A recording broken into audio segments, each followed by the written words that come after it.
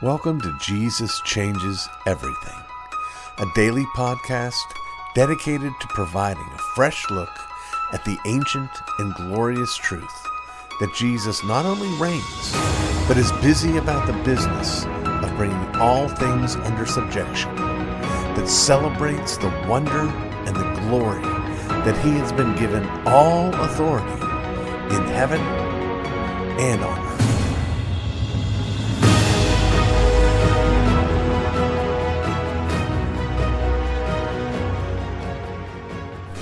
I remember my father saying that a tripartite view of man, seeing man as body, soul, and spirit, was not, on its face, heretical. He believed in, and I believed in, a dualistic view of man, that we are bodies and souls,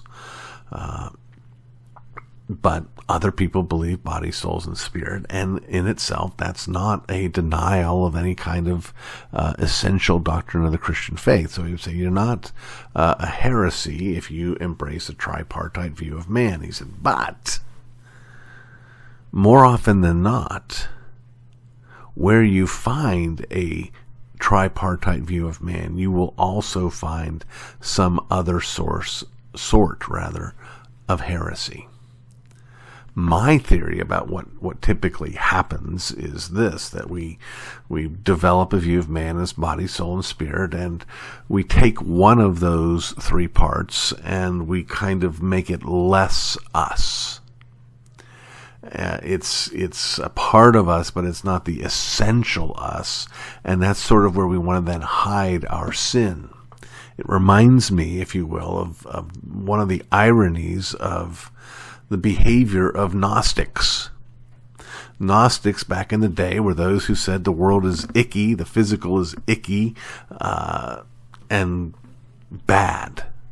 And you would think that would make them all a bunch of ascetics, that is, people wearing hair shirts and sleeping on beds of nails and living on hardtack and water. But the reality is, they were often quite hedonistic, with the argument being that, well, yes, when they are doing these hedonistic things, that's not really them. Their essence is their spiritual inner being, and it's just their body that's out doing these crazy things. Same kind of problem that we have sometimes with tripartite view of man. Now, I mention all of this because today's ism is on binitarianism. Binitarianism is a view that holds that there are, let me just put it this way. Unitarianism is any view that denies that there's more than one person in the Godhead. Trinitarianism is the orthodox view that holds there are three persons in the Godhead. Binitarianism tries to be a middle ground, and ends up being, on its face, unlike tripart view of man, on its face, heretical. But I mention all this because it also brings heresies with it. Now, there's a couple of different ways you can be a binitarian. One way is to sort of try to put Jesus in a middle place. There was a group called the Arians, who you've probably heard of. The Arians denied the deity of Christ, and the Council of Nicaea was convened, and that heresy was roundly condemned, and the wisdom of Athanasius was affirmed fully and finally. But after that arose a group that we would call semi-Arians, who would want to make Jesus not fully God and fully man, but somewhere in a muddy in-between. And that error was dealt with at the Council of Constantinople. But the point is, they were trying to find a middle road, and that was one of the ways that we could talk about binitarianism that is, again, heretical, as is all forms of it. The less historical form is a view that affirms the full deity of Christ, but denies the deity of the Holy Spirit. And this is something that you can find in older, not current, but older versions of Armstrongism, or the Worldwide Church of God. With the passing of Herbert W. Armstrong, the organization happily came to embrace a full Trinitarian view. It's a really, I would love to read about that. The history of what happened with Herbert W. Armstrong, Garner Ted Armstrong, and after their passing, it does at some level look like these are organizations, or at least one of them is an organization that has moved radically toward orthodoxy, which is pretty unusual. But one of the heresies that accompanies sometimes the heresy of Binitarianism is a pseudo-Eastern Orthodox view of theosis. The Eastern Orthodox, if I can give a very quick summary, view our problem as less a moral problem and more a ontological problem. That is, the problem with men is that we're not God. And the solution to that is the incarnation rather than the crucifixion. Jesus becoming the God-man makes it possible for us to become and partake in God's nature. That's called theosis. And it's very, very bad. If any of you are out there tempted by Eastern Orthodoxy, by its age, by its unity, run for your life, because this is heresy. There is real, genuine unity. We really are the children of God. And that's the thing. I don't want to diminish the glory and the beauty of our adoption. But we will always be human beings. Binitarianism, profoundly rare, probably not going to run into it, but it is an interesting kind of gateway into some other errors that are quite common in our day and that we need to be on our guard against.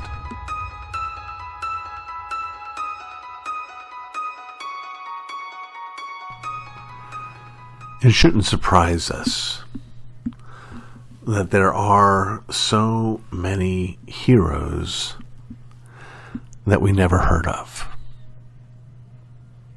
Part of our problem is that we value things more highly than we should, that are visible, that are dramatic, that are known far and wide. And we value too little those things which are not seen, which are impactful, and that are done in secret. But there's a second reason why so many heroes are unknown, and that's this. Well, let me put it this way. I have avoided so far mentioning that thus far in this strange year of COVID, in this strange NFL season, my Pittsburgh Steelers are undefeated. It was not long ago, 3 or 4 years ago, that the Steelers had arguably the greatest wide receiver in the game and the greatest running back in the game.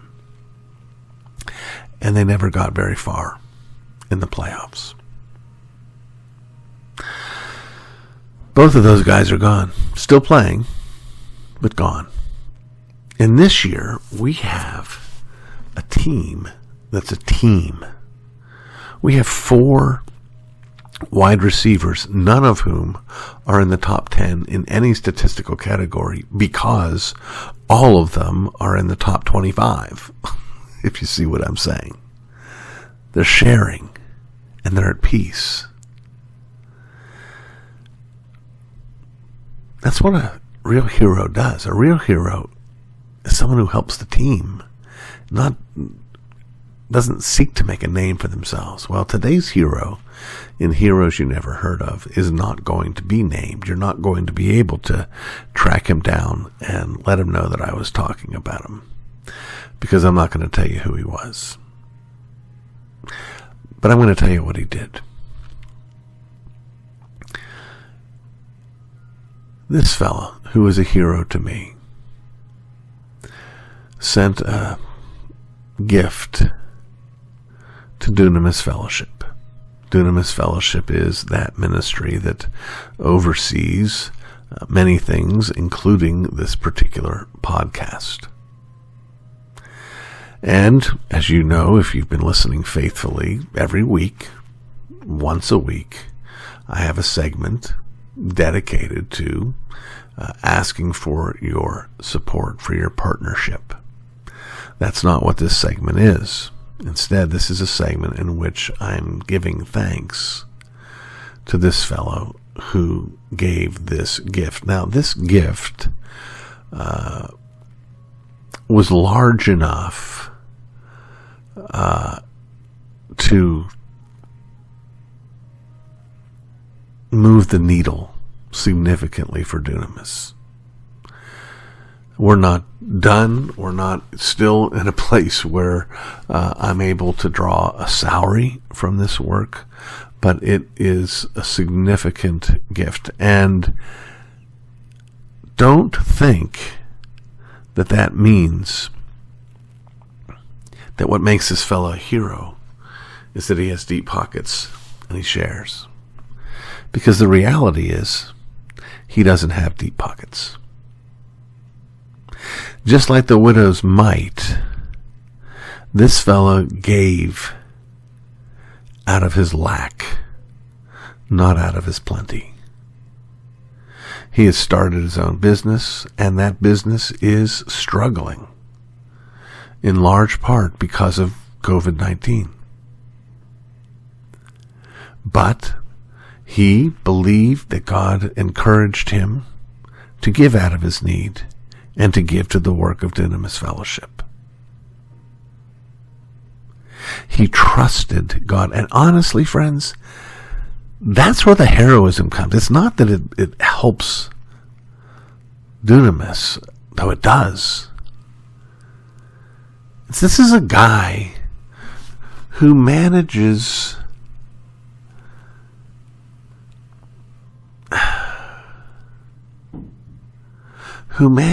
to trust God without turning God into a vending machine. You know, there's a balance there. In my book, Believing God, 12 Promises Christians Struggle to Accept, one of those ones that we looked at was in Malachi, where God says, bring your tithes into the storehouse and see if I don't open the window of heaven. And I talk about how this text is used by health and wealth, prosperity gospel preachers. Send your seed money, and how terrible that is. But then I talk about in the book about, so what we do with it is we throw it away. Because the prosperity preachers have misused it, we decide we're not going to use it at all. But there's something there. There's a reason why they use it. Because God does say, bring your tithes into the storehouse and see if I don't open the windows of heaven. And this man believed that God called him to support this ministry. And he did it. And he gave out of his need. My prayer is that God would open the windows of heaven upon this man. Friends, what makes a man a great man is that he believes God. And that's why this man is my hero.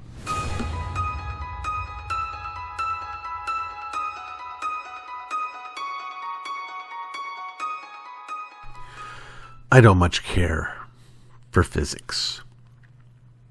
Never did. That, of course, doesn't keep me from being grateful for physicists and for engineers. This particular message has reached you through the labors of men who do care about such things. But usually when physicists start talking about wormholes or engineers start talking about heat transfer rates, my mind begins to wander. In like manner, I have precious little time for books, articles, seminars about, quote, leadership. It strikes me as profoundly odd that leadership has become its own area of study, its own skill set, its own industry. Now, I recognize, of course, that leadership is a real thing and it's a valuable thing. I have people in positions of leadership over me, and in turn, I am in a position of leadership over others. That said, it may be a sure sign of leadership failure on my part, but I have never thought to myself, I need to learn how to be a better leader. The questions I seek to ask myself when evaluating my interaction with those under my authority, they're far more fundamental, far more basic. I want to know if I have encouraged my charges on to righteousness. I want to know if I've treated them as I wish to be treated. I want to know if I exhibited patience with their frailties. I want to know if I was willing and eager to forgive as I would like to be forgiven. In short, friends, the measure of my, quote, leadership isn't found in how well I measured up to some guru's principles. Instead, it is measured by how well I measure up to my Lord's commands. To put it another way, I'm far less worried about how I lead God's people and far more worried about how well I follow God's Son. I fear that the seeming obsession that the broader culture has with leadership as a concept and the concomitant obsession of the church with the same theme is not a good sign. Given the lopsided attention given to leadership, isn't it likely that we all give short shrift to our calling to follow not just Jesus, but those whom he has placed in authority over us? What does it say about us that while the Bible does from time to time talk both about leading and following, all our attention is on leading? Are we listening with lopsided ears? Even when we get closer to getting it right, we get it wrong. We talk about servant leadership, which on its face is indeed a good thing. But doesn't that suggest that the reason we follow or serve is so that we can lead? What about servantship? If service is merely a means to the end of becoming leaders, if we race our brothers to the back of the line because we all desperately want to be at the front of the line, if we give with our right hand so that we might receive with our left, we're not following Jesus aright. Followers, of course, don't often write books or lead seminars on following, or on anything else for that matter. But that's okay. We don't become good followers by following a good follower.